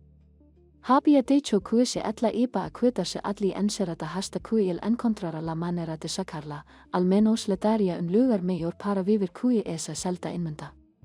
Mirando a su alrededor, sonrió satisfecho con su trabajo mientras contemplaba la vasta extensión que terminaba en una hermosa playa de arena con un océano cristalino. Incluso había poblado el bosque y las praderas con pequeños animales, insectos y pájaros para hacerlos más atractivos. Hasta había peces en el océano. En su mente, era un paraíso. Al mirar hacia atrás, hacia la pradera, vio la casa que le había construido. Una pequeña capa. Eso era todo lo que le había dicho que quería. Era una construcción de una sola planta con una sencilla estructura y paredes de madera. Los detalles decorativos estaban pintados de blanco, y la estructura principal era de color marrón claro, con 2 ventanas en la fachada y techo de paya. La puerta principal era de roble macizo con marco de madera blanca. En el exterior tenía un patio de madera blancuda con un jardín repleto de las flores más hermosas que Naruto pudiera imaginar. Se dirigió a la pequeña capa, secándose la frente mientras caminaba. Creer todo aquello había sido un trabajo agotador, pero se alegraba de haberlo hecho. Akane era inocente de cualquier delito. Al fin y al cabo, no era culpa suya que la hubieran controlado. Aunque Naruto seguía sospechando que se culpaba a sí misma, esperaba poder hacerle ver que no era su culpa. Al abrir la puerta de la cava, Naruto entró y admiró su obra por un instante. El suelo era de madera maciza con un acabado pulido. Las paredes eran de un caulito color naranja pálido. Al entrar en la pequeña casa diáfana de una sola planta, la cocina estaba a la derecha y todos los electrodomésticos eran de roble macizo con una encimera de mármol blanco.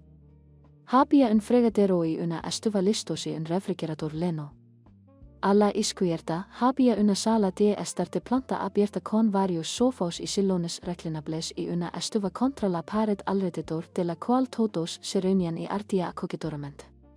Sin embargo, mirando a su alrededor, Narut no podía ver a carne en ningún lugar dentro. Sabía que no estaba afuera. Así que porque el ladillo que tenía algo adentro para darle cuando terminara. Así que solo había otro lugar donde podía estar.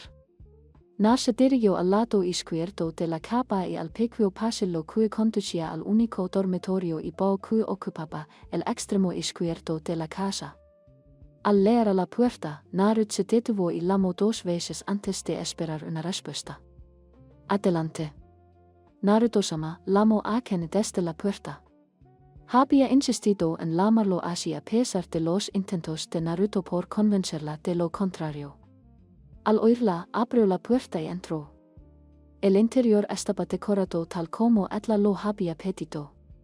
La habitación era un gran cuadrado pintado de un rollo intenso y cálido, con delicados deseos de pétalos, como pétalos de cerezo cayendo de los árboles.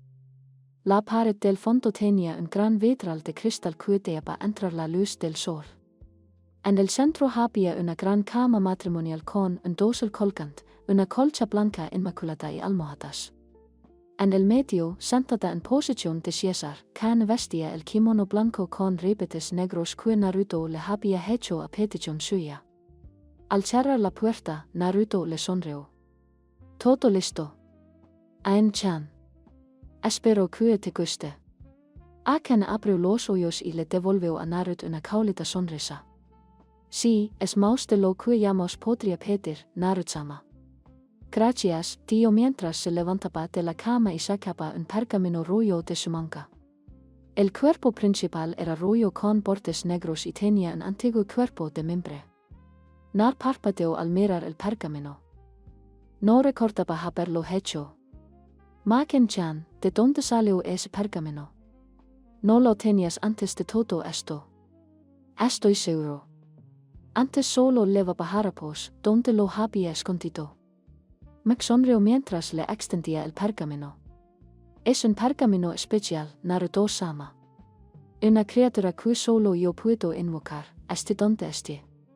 Es el contrato para las invocaciones de Zorros. Soy su guardiana, la más fuerte de los Zorros, la Kyuubi. Ese nombre es solo un título, y por eso, los Zorros nunca han tenido un invocador, dijo mientras le entregaba el pergamino. Deseo que tengas el honor de ser nuestro primer invocador, Naruto-sama. Naruto miró el pergamino, sorprendido por la repentina oferta. Había leído sobre algunos. Todos los mayores shinobi los tenían, e incluso los clanes de Konoha. Los Uchiha tenían los contratos del cuervo y del cornello. Los Sertobi tenían los de los monos. Cada uno de los legendarios sanin tenía su propio shunanet. La legendaria mítica, nieta del primer Hokage y sobrina nieta del segundo, tenía el contrato de la babosa. El sanin Jiraiya sapo poseía el contrato del sapo, el mismo que había usado su padre.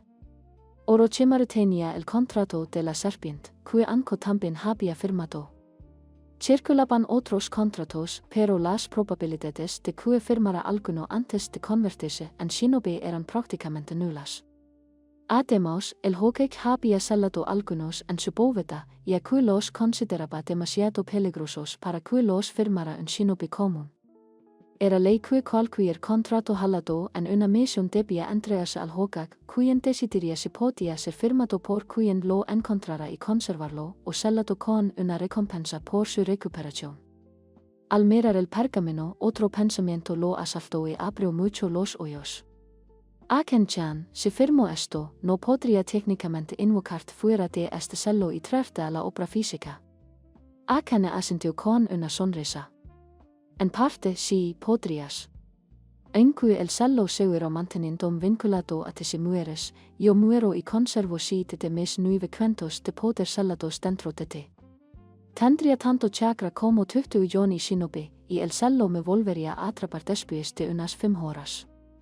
Naruto frunció el ceño al oír que creía haber encontrado una forma de liberarla del cello, pero que en así lo intentaría. Esta sería solo una solución temporal. Y él asintió. Eso servirá por ahora. Ahora, ¿dónde firmo? Preguntó mientras abría el pergamino y veía las ranuras largas para su firma y el espejo más pequeño para sus huellas dactilares.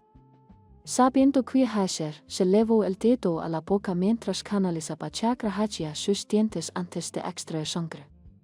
Firmó con su nombre completo y luego cubrió cada yema de sus dedos con sangre antes de presionarlas en el espejo correspondiente y cerrar el pergamino para devolvérselo a él. Etla lo tomó sonriendo. Gracias por aceptar, Naruto-sama. Naruto le devolvió la sonrisa. Por supuesto que sí, Ane-chan, y se es un paso más para sacarte de aquí, haríalo que sí. Aken sonrió ante su pasión, pero lentamente se desvaneció en un chillo fruncido antes de hablar. Naruto-sama, si me permite hacer una pregunta, ¿por qué estoy haciendo todo esto? Después de todo, comenzó. Pero Naruto-katan, ¿por qué no te culpo en absoluto, Aken-chan? No te culpo por nada de esto, y no deberías tener que sufrir por algo que no hiciste. Eso es algo que sé muy bien, dijo Naruto mientras comenzaba a fruncir el ceño. El cabello de Aken le cubría los hoyos mientras miraba al suelo. Lo siento, todo fue culpa mía. Etla volvió a empezar. No, no lo fue, espetó Naruto. Nada de eso lo fue, dijo, poniendo las manos sobre sus hombros. Nada de lo que me pasó fue culpa tuya. O ya lo pudieras ver que no hiciste nada malo. Dijo mientras Etla lo miraba a los hoyos. Fue gracias a ti que sobreviví. Me curaste después de cada ataque. Después de cada paliza, fuiste tú quien me salvó y curó mis heridas. No pudiste protegerme, así que me quitaste el dolor lo mejor que pudiste. Te debo tanto, Ain-chan. Los hoyos de Aken comenzaron a humedecerse al escuchar sus palabras. Destrozaron la poca fuerza de voluntad que le quedaba y rodeó a Naruto con sus brazos y comenzó a llorar en su pecho. Nar la rodeó con sus brazos y la sostuvo. Susurrando palabras tranquilizadoras al oído mientras acariciaba su hermoso cabello. No se había dado cuenta antes de lo pequeño que era. Y el medía 1,70, una estatura razonable, pero Etla era al menos 15 más baja. Respiró hondo y aspiró el aroma frambuesa de su cabello. Etla había dicho que era su fruta favorita. Al darse cuenta de lo cerca que estaban, sintió como su cuerpo, más pequeño, temblaba. La abrazó con fuerza mientras Etla lloraba sobre él. Y así fue durante unos minutos hasta que Etla empezó a calmarse. Un notable rubor apareció en su rostro al darse cuenta de lo cerca que estaban. Naruto vio el rubor y esbozó una sonrisa ligeramente divertida. Había visto el mismo rubor en Enku cuando la venció en su juego de bromas y se le ocurrió una idea. ¿Podría Etla sentir lo mismo? Al mirarla, tuvo que admitir que era hermosa, aunque un poco más pequeña que Anko. Pero claro, era más joven. Etla le había explicado que, al ser salada dentro de él, su edad afectó su forma humana y por eso se veía así. Pero a Naruto, sinceramente, le gustaba su aspecto. Era menuda, pero no desnutrida. Tenía una figura esbelta, con brazos delgados y musculosos que conservaban un aire femenino. Su busto era tan generoso que podría competir con el de Anko. Su cabello carmesí era sencillamente deslumbrante. Sumado al rubor que lucía en ese momento, se veía adorable. Man-chan, dijo Naruto mientras le apartaba el cabello de la oreja, provocando que Etla temblara al contacto y se sonroyara un más. ¿Por qué tiemblas? Preguntó en tono burlón. Sintió que Etla se tensaba al instante al oír sus palabras. Naruto-sama, dijo Etla, sonriéndose un más. Hasta pa casi completamente roya como su cabello mientras intentaba no mirarlo a los ojos. Con una sonrisa ligeramente traviesa, Naruto le tomó la barbilla y le inclinó suavemente la cabeza hacia arriba hasta que ambos se miraron a los ojos. Atla lo miró a sus ojos azul cerúleo y él a los profundos ojos rojos de Atla, que encierran tanta belleza. Aken-chan, por favor, sé sincera conmigo. ¿Sientes algo por mí?, preguntó Nar con voz suave y tranquilizadora. Aken se sintió cada vez más relajada al escucharlo mientras comenzaba a llorar lentamente antes de esconderse en el pecho de Naruto. Sí, lo hago, gritó Aken. Pero sé que no lo merezco después de todo lo que he hecho, como me lo has devuelto. Simplemente no pude evitar sentirme así. Viendo crecer toda tu vida en semejante infierno.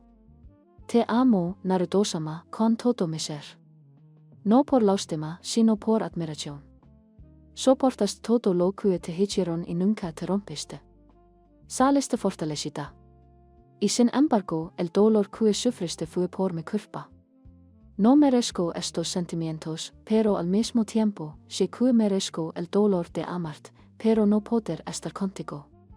Y en vez de eso, observa a otros como tú. Al oír su confesión entre lágrimas, Naruto no pudo evitar sentirse feliz, pero a la vez triste. Feliz porque Atla sentía eso por él, pero triste porque no se había confesado, pues lo veía como una forma de arrepentimiento y un castigo adicional por algo que escapaba a su control. Bueno, esto se acaba ahora, pensó Naruto para sí mismo antes de rodearla con sus brazos y abrazarla con fuerza mientras Atla lloraba. Le acarició la espalda, dando la desahogó a su dolor mientras la mecía suavemente, haciéndole saber que estaba ahí para Atla. Aken-chan, por favor, deja de castigarte por todo esto. No hiciste nada malo y cualquier cosa que crees haber hecho contra mí, ya te la perdoné y has pagado con creces tu arrepentimiento. Por favor, Aken-chan, dice que haces esto para pagar por el dolor que me causaste, cuando en realidad verte sufrir me causa más dolor que cualquier cosa que esos aldinos me hayan podido hacer. Nas suplicó en voz baja. Lentamente Aken dejó de llorar y miró a los ojos de Naruto, quien la sostenía con ternura en sus brazos. Naruto-sama, dijo con voz débil, sin saber qué decir, mientras una de sus manos se acercaba lentamente a su rostro, apartándole el cabello y acariciaba suavemente su medla. Atla se acurrucó contra su calor y cerró los ojos.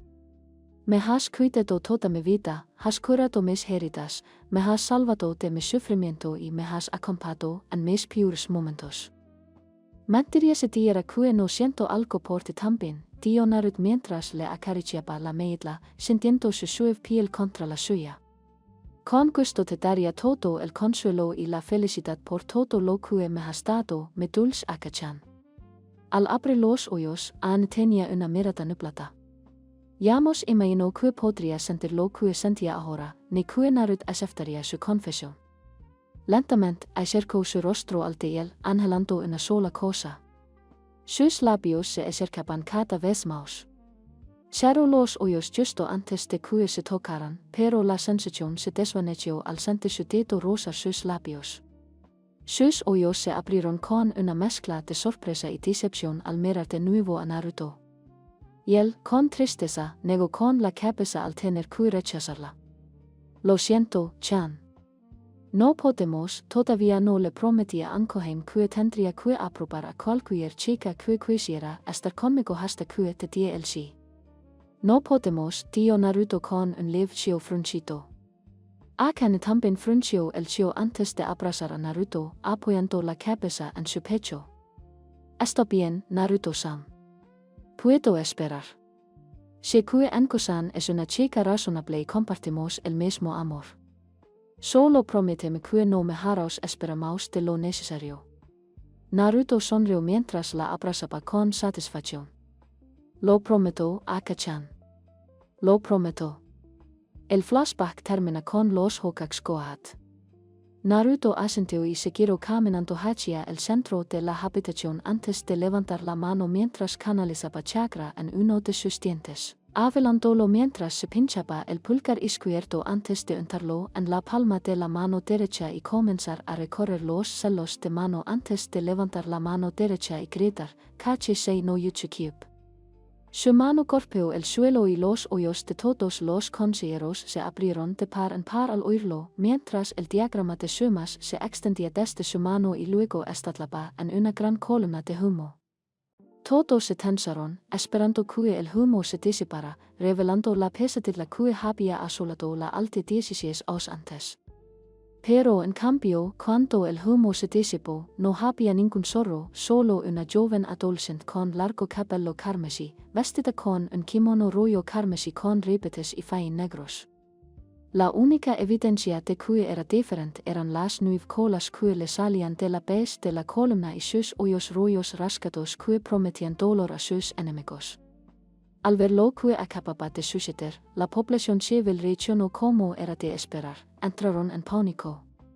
El kibe está libre, maten rápidamente al monstruo antes de que escape. El mocoso demonio nos había condenado a todos. Apretó los puños y estaba a punto de silenciarlos con su lev cuando alguien se le adelantó. Aken apretó los puños y una fuerza que se sintió como 1000 muertes inundó toda la habitación, haciendo que los civiles palidecieran y se cablaran mientras la presión de la chica aumentaba sobre ellos. Ustedes son los monstruos. Rugió Aken con furia. Me llaman monstruo después de todo lo que han hecho. Continuó con los ojos rollos de ira mientras sus dientes se convertían en colmillos. Las cosas que he presenciado desde mi celda. Cosas que ni siquiera los demonios harían. Atacar a un niño.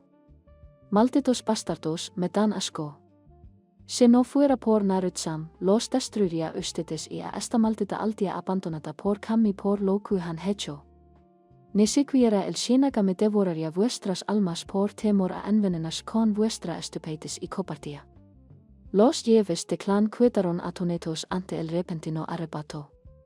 Sabían que Naruto había sido maltratado por su condición de Gentoriki, pero era la primera vez que oían hablar de ataques.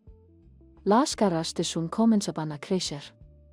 A medida que su ira aumentaba, Hiashi hacía todo lo posible por contenerse para no activar su Bakugan y anoche apretaba los puños al darse cuenta de que les ocultaban más de lo que habían imaginado. Mientras miraban al Hokage, cuyos ojos estaban ocultos por su sombrero, su ira solo era visible por los brazos de su sitla que se estilaban lentamente mientras los apretaba con las manos. Recordando que cada vez que Nar había sido levado a un nivel alto, había sido uno de los ataques más suaves y Anko lo había detenido antes de que fuera más atlao. Nar colocó su mano sobre el hombro de Aken para calmarla. Al sentir su mano, ella comprendió y lentamente bajó su leve mientras se tranquilizaba. Akenesan sum habló entre dientes mientras intentaba contener su rabia. ¿Qué quieres decir con atacar a una niña? Aine se giró para mirar a Sum. Podía oír la ira en su voz mientras la suya se calmaba lentamente y frunció el ceño antes de responder y miró a Naruto en busca de permiso para contarles. Los ojos de Naruto estaban ensombrecidos por su cabello, pero asintió levemente con la cabeza para continuar. Con el ceño fruncido, Mika asintió mientras apretaba los puños, controlándose antes de hablar. Me refiero a los ataques salvajes que Naruto-sama sufrió durante años por culpa de estos civiles estúpidos, ciegos e ignorantes. Realmente no sé por qué quiere quedarse aquí. Le he rogado durante los últimos 4 años que se vaya.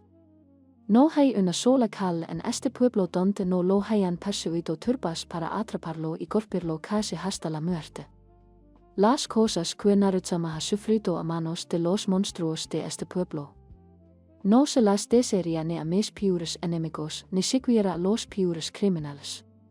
Incluso algunas de las cosas que le hicieron, la mayoría de los criminales no las habrían hecho por decencia humana. He estaba furioso mientras controlaba su respiración antes de hablar. No estaba seguro de si quería su respuesta, pero necesitaba saber hasta qué punto. Acanesan, call fue el alcance de estos ataques, preguntó mientras intentaba mantener su expresión impasible, deando entreversó en leve disgusto.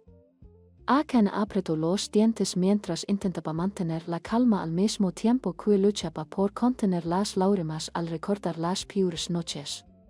Concentrándose más en la ira para salvar su dignidad, gritó levemente.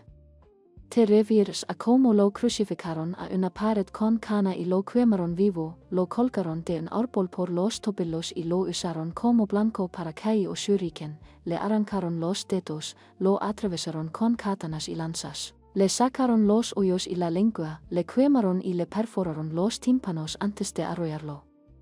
En un río antes de cumplir los 6 años. Acan tío que terminó gritando sin control alguno. Basta, gritó Sum, incapaz de soportarlo más.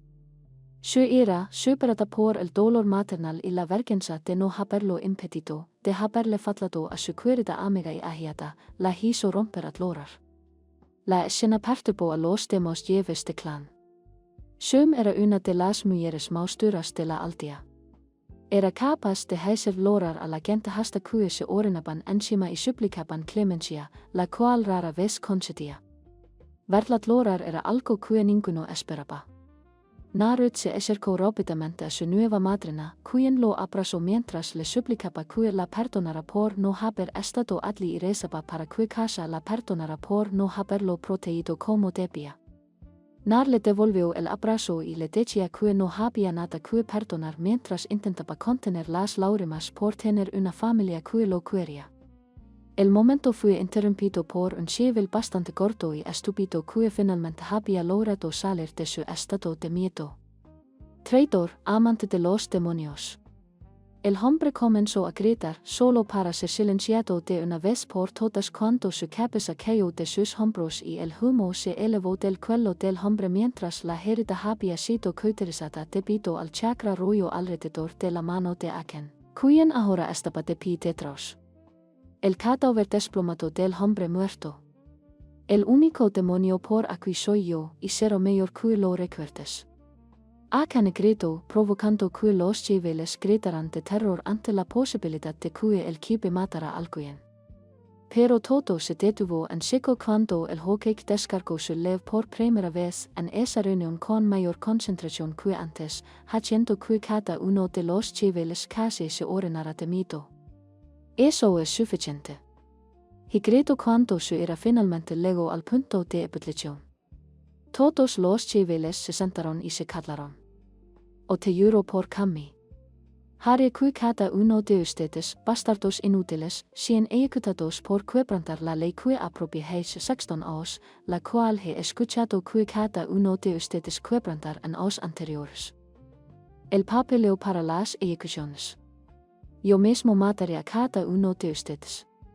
Los civiles rápidamente volvieron a sus asientos por temor a que el Hokage cumpliera sus amenazas, aunque algunos estaban sentados incómodamente después de haberse orinado en los pantalones. Y había un olor bastante desagradable mientras todos ambos comenzaban a rociar el suelo con jutsu de agua de baja potencia y rociaban ambientador hasta después de la reunión. Aquí no se aclaró la garganta. Ahora Aken, te han llamado aquí para dar testimonio de los hechos ocurridos aquella noche hace 16 años. ¿Puedes presentar alguna prueba que confirme que estabas bajo Genjutsu? Hola, puedo presentar el testimonio escrito de mi anterior contenedor, Kozuna Uzumaki, y del padre de Naruto en forma de 2 cartas que le entregaste a Naruto-sama hace 4 años. Sería toda la prueba que necesito. Sin embargo, pido que solo tú y los líderes del clan las lean, porque esos bastardos civiles no merecen el privilegio de tocar 2 de las posesiones más preciadas de Naruto-sama. Aken terminó de escupir a los civiles con asco. Aquí está. Respetaré esa petición y revisaré las cartas más adelante para confirmarlas en otra reunión. Si alguno de los jefes de clan desea leer su contenido, también lo organizaré. También confirmaré sin lugar a dudas la gerencia de Naruto y que es hijo de casa. Sum y Naruto finalmente rompieron su abrazo mientras Sum miraba al Hokage con fuego en sus ojos. Que hay de la ira dirigida al anciano. Con todo respeto, Hokage-sama, por qué, espero hasta ahora para revelar la herencia de Naruto. No hubiera sido mayor hace 16 años.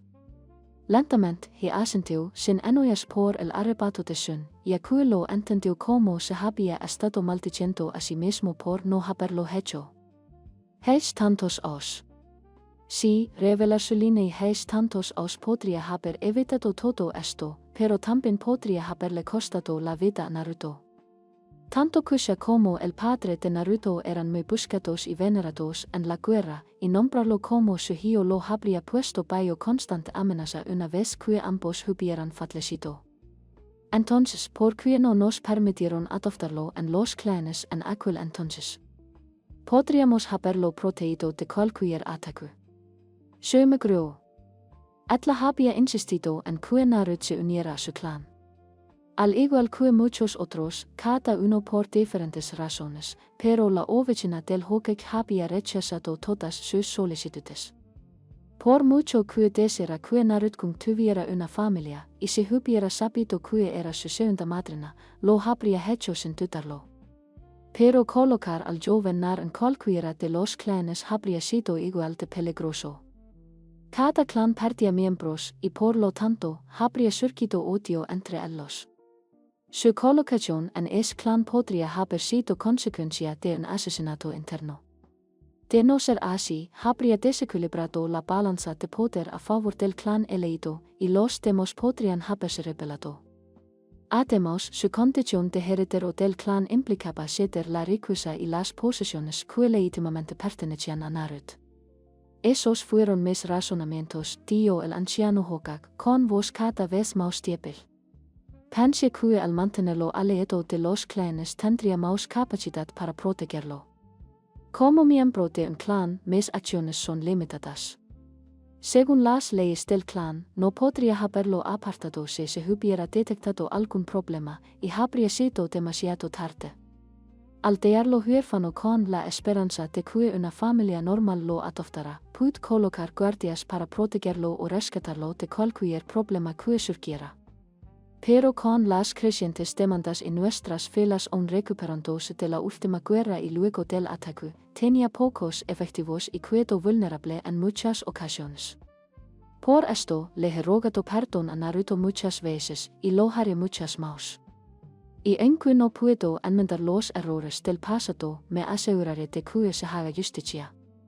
Dio mientras volvía a la carga para asustar a algunos civiles, preguntándoles a qué justicia se refería cuando hablaba de hacer justicia, mientras los líderes de los clanes asentían con aprobación, al igual que Naruto. Heisen le había contado a Nar sobre los clanes que intentaban adoptarlo cuando nació. Y le había explicado sus razones, tal como lo hacía ahora. Nar comprendía que, como Hokage, debía velar por todos en la aldea y no mostrar favoritismo hacia ningún clan ni persona. Su padre también lo sabía y no estaba enojado con Heisen por no haberlo protegido. Culpó a los civiles insensatos por ello. Ellos fueron los responsables del dolor por su estupidez, y ahora iban a empezar a pagar por ello, aunque fuera poco. A partir de ahora, todos aquellos que tengan antecedentes de cualquier agresión contra Naruto o que estén bajo custodia, deberán pagar más de la mitad del valor de su patrimonio al clan Uzumaki como compensación por los crímenes cometidos contra el clan. Además, cualquier persona sospechosa de tener conocimiento, participación o haber estado involucrada en los ataques deberá presentarse ante el Departamento de Inteligencia Nacional, TNI, para someterse a un examen psicológico y registrar sus delitos antes de pagar la misma cantidad. Quien se niegue a hacerlo será despollado de su ciudadanía y ejecutado. Todos sus bienes pasarán al clan Uzumaki. Si alguno de ellos comete un segundo delito o intenta hacerlo, sufrirá la misma suerte. Aquí se oye una orden, no puedes hacer eso. Tenemos derechos. Otro civil, indignado, gritó ante este decreto. Aquí no es más que un gesto de la mano y un ambo salió de las sombras y le atravesó la cabeza al hombre con una katana, matándolo al instante. Lo que hizo que los demás civiles palidecieran un poco ante la muerte mientras se abrían más cuencos y se necesitaba más ambientador. Ainque en este momento no está dando muchos resultados, puedo hacerlo y lo haré. De hecho, ordeno que cada miembro civil del consejo sea el primero en someterse a una evaluación mental conmigo y más les vel aprobarla, y a que, de no hacerlo, ordenaré su expulsión del consejo y las reparaciones al clan del joven Naruto. Aquí estoy dio con un chio fruncido sama, puedo hacer una petición adicional.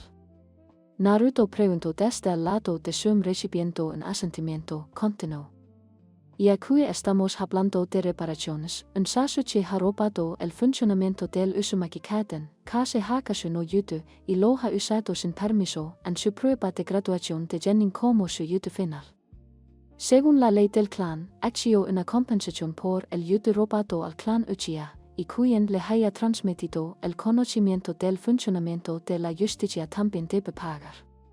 Los únicos que conocían su funcionamiento eran los consejeros presentes en esta sala, y dudo mucho que alguno de los jefes de clan hiciera tal cosa como transmitir un yuto sin conocer su origen. Solicito que sea un tema adicional en la búsqueda mental de Tio. Al oír la solicitud, Hisan asintió. Por mi orden, se harán reparaciones por el jutsu robado del clan Uzumaki y por el clan Uchiha, y el culpable será encontrado y también pagará. Tan pronto como dio eso, se escuchó un fuerte golpe en la puerta de la sala del consejo, haciendo que todos parecieran muertos mientras dos empuñaban katanas mientras se preparaban para defender la sala antes de que el siguiente escondite abriera la puerta de golpe, revelando a una muy aliada